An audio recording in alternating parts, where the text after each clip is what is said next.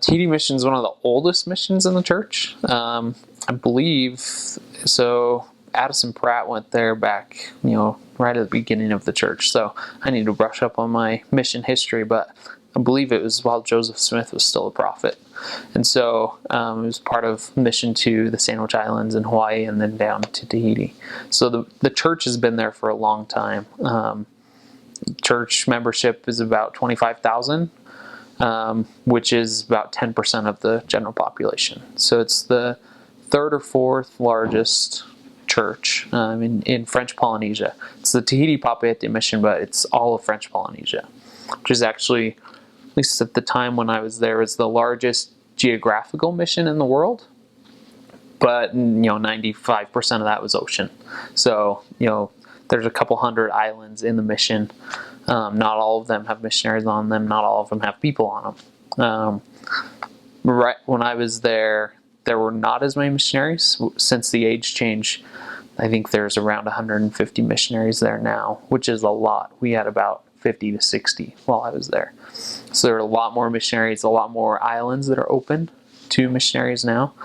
You kind of have your main islands. You've got Tahiti, and then above Tahiti, you have Raiatea, Bora Bora, Taha'a, Huahine. There's a group of islands up there called Raromatai, and then you've got the Marquesas Islands, which don't have a lot of members and missionaries there, and then the Tuamotu Islands, which are a big long string of atolls. Very small populations. I was able to serve on 2 different ones that each only had about 300 people living there. And then you've got the Austral Islands, and then it also includes the Cook Islands, which are English speaking.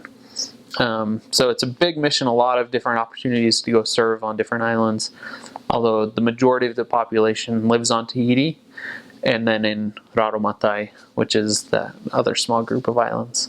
In Tahiti, it's very much like Hawaii, I guess, where there's, most everyone speaks French, which is the official language, but it's even not so much as much as Hawaii, where Hawaiian language is dying. Tahitian language is still very strong, especially in the outer islands. So most missionaries that go there learn, when you go through the MTC, you do learn both languages. Most missionaries have opportunity to become fluent in both languages. So it kind of depends on the areas you serve. The further you are away from Tahiti, the more Tahitian you'll learn, the more time you'll spend speaking Tahitian.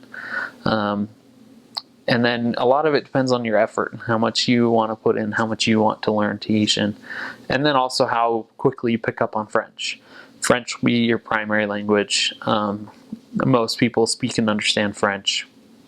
But it's not uncommon to go to a lesson or a dinner appointment and have the grandparents there speaking in Tahitian, the parents there responding to their parents in Tahitian, and then speaking to their kids in French. So you've got the 3 generations, and kind of the middle generation speaks and understands both. The younger generation really mostly speaks French, and the older generation mostly speaks Tahitian. So, and then a lot of it is mixed, where the younger kids will use Tahitian as slang, and it's kind of Frahitian, they mix the languages a lot, and so you do end up learning both and at least understanding a lot of both. It's very unique that way, where it's very bilingual mission.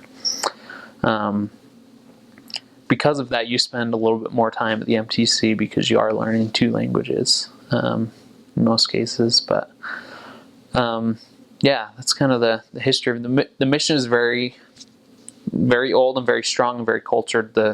There's a mission reunion that all of the mission reunions are for the entire mission, not based on when people served, but every 6 months, Friday before a general conference, there's a mission reunion in Salt Lake for anyone who's ever served in Tahiti. A lot of Tahitians come, they serve Tahitian food, and so it's just a massive reunion. And that's just kind of the nature of the mission, is very inclusive. We're all one mission. It's not really divided up by mission president or by time served. So